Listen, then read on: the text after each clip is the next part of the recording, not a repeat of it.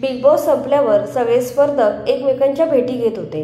Big boss winner Suraj चव्हाणला भेटायला big बॉसचे अनेक स्पर्धक येऊन गेले।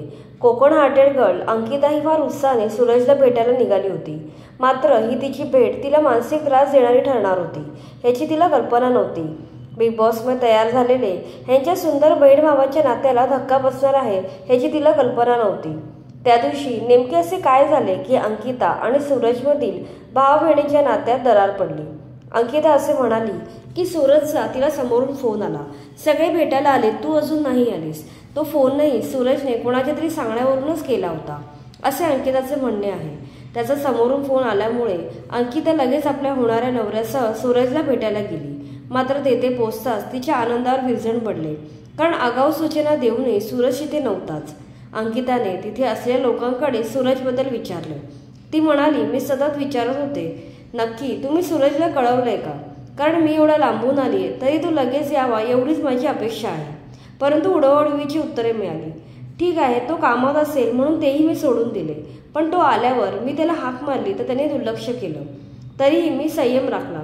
त्याच्या वेळेनुसार मी त्याची भेट घेतली, परंतु मी ओळखत असलेला हा सूरज नव्हताच। मी जी पोस्ट टाकली त्यात त्याला कोलॅबरेशन दिलं। पहिले त्याने स्वीकारलं, पण नंतर रिमूव्ह केलं गेलं। मला इंस्टाग्रामवर अनफॉलो केलं गेलं होतं। नंतर त्याने जान्हवीसोबतही कोलॅबरेशन होतं तेही त्याने काढलं। हे फारच विचित्र आहे। त्याचा मोबाईल दुसऱ्या कोणाच्या हातात असतो, तिसराच त्याच्या मोबाईलवर व्हिडिओ एडिट करत असतो। मी स्वतःहून सूरजच्या गोष्टींकडे लक्ष द्यायला जाते तर मला जाणून बुजून बाजूला केलं जातं। करता करता दुसराच असतो। मी चांगल्या मनाने त्याला गाईड करायला जाते तर मलाच प्रत्येक वेळी टार्गेट केलं जातं। अशा प्रकारे अंकिताने सविस्तरपणे सूरजच्या गावी आलेला तिचा अनुभव शेअर केलाय।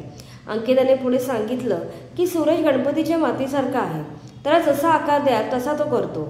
सूरज स्वतःचं मत नाही मांडत, त्याच्या आजूबाजूचे लोक त्याला चुकीच्या पद्धतीने गाईड करत आहेत। मी सूरजवर जेवढं होईल तेवढं लक्ष दिलं, पण मला आता या दलदलीमध्ये पडायचं नाहीये, त्यामुळे आता माझ्याकडून अपेक्षा ठेवू नका।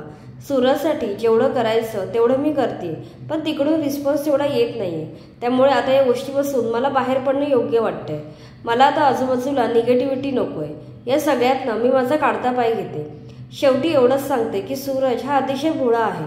तुम्ही सूरजला इव्हेंटला बोलवत असाल तर जे पैसे तुम्ही सूरजला देत आहात तर ते पैसे सूरजच्या अकाउंटला जात असतील, त्या पैशांचा उपयोग सूरजसाठीच होतोय का ह्याची शहानिशा करा, कारण त्याच्या प्रसिद्धीचा फायदा करून घेणारे अनेक लोक त्याच्या आजूबाजूला आहेत।